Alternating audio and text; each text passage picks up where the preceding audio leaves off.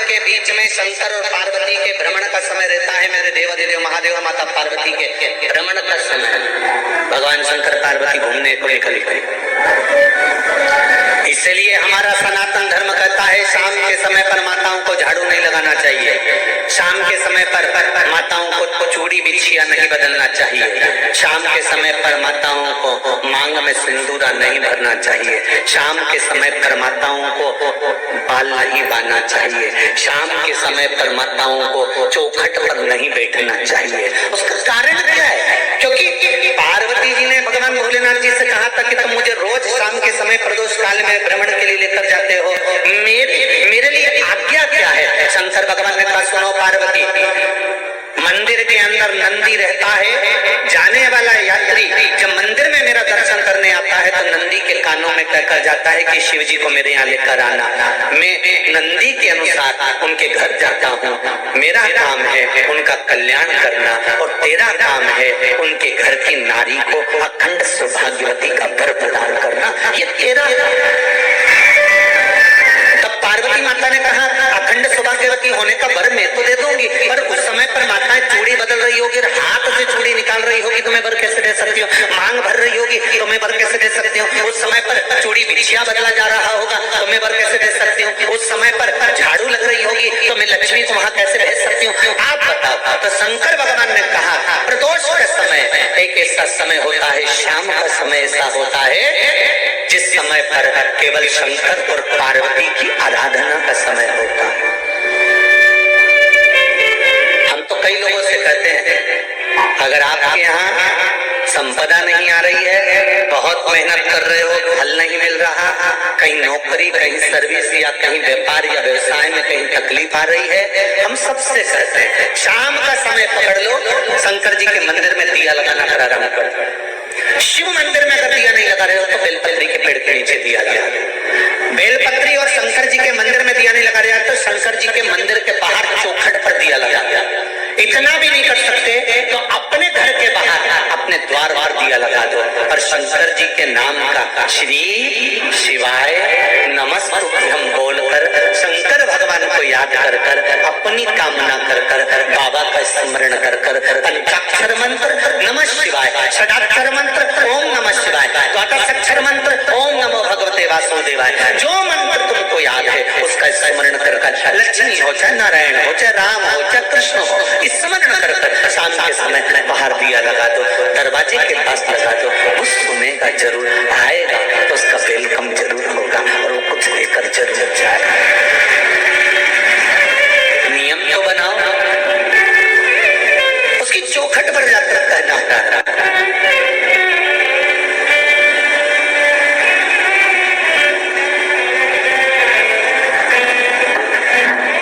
बृहस्पति महाराज ने कहा कि शाम का समय जो प्रदोष का समय होता है उस समय पर इंद्रदेव तुम शंकर जी की आराधना करो, शिव आराधना से शंकर जी जो मार्ग प्रशस्त करेंगे, शिव आराधना से जो शंकर जी कहेंगे वो तुम करना, ठीक है? आराधना करी बाबा भोलेनाथ जी,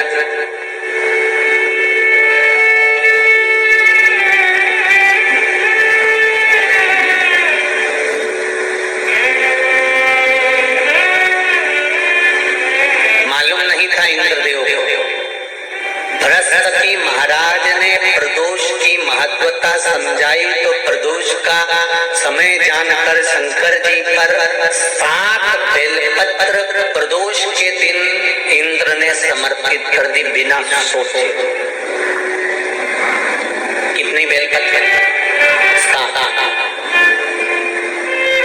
प्रदोष का व्रत करो चाहे ना करो, मंदिर में चढ़ी हुई बेलपत्र को उठा लो,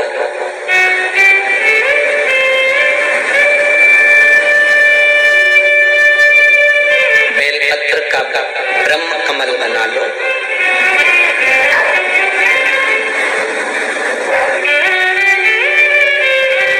ब्रह्म कमल का मतलब होता है डंडी बीच में रहे, आसपास पत्तियां रहे, 7 पत्ती का ब्रह्म कमल बनाकर, जैसे ये पत्तियां एक जैसी रखी हुई हैं तो इसको फैला दिया, 7 पत्ती को आपस में फैलाकर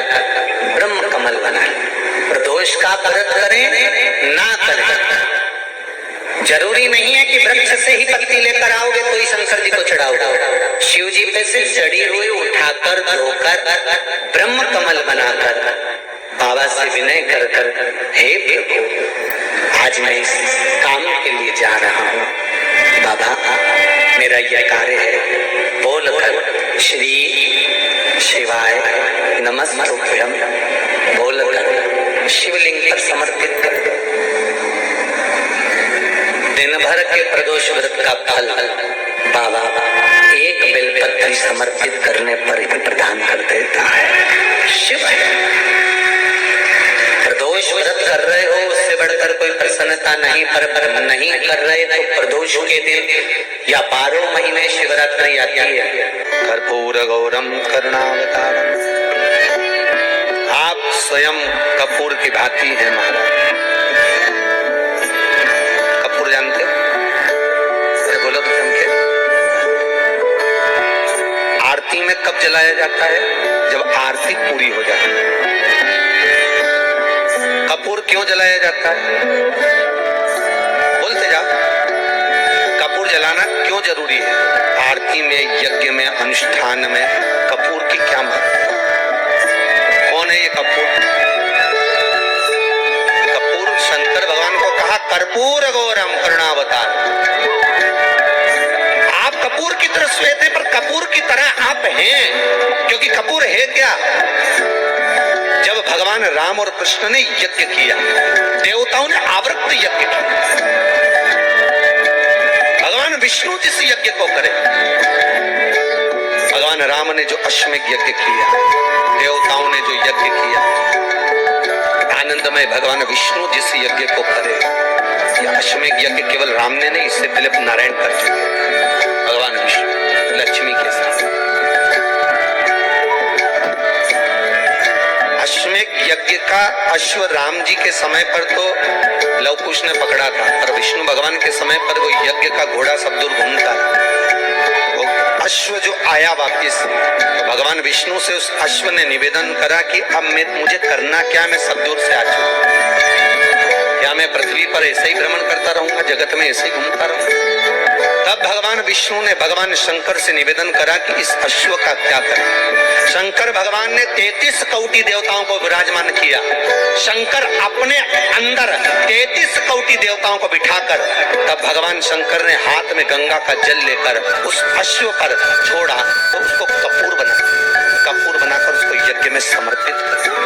भगवान विष्णु से कहा, सुनो विष्णु, यज्ञ की पूर्ण आहुति पर ये कपूर के रूप में ये अश्वमेध यज्ञ के अश्व को दान दिया गया। अर्थात पृथ्वी पर मनुष्य यदि अपने घर में आरती पूजन में कपूर को प्रज्वलित करेगा तो उसको 1000 अश्वमेध यज्ञ का फल उसी समय पर प्राप्त हो जाएगा। इसलिए हर आरती के पूजन के बाद कपूर का टुकड़ा जलाया। कपूर की बड़ी महत्वता है हमारी।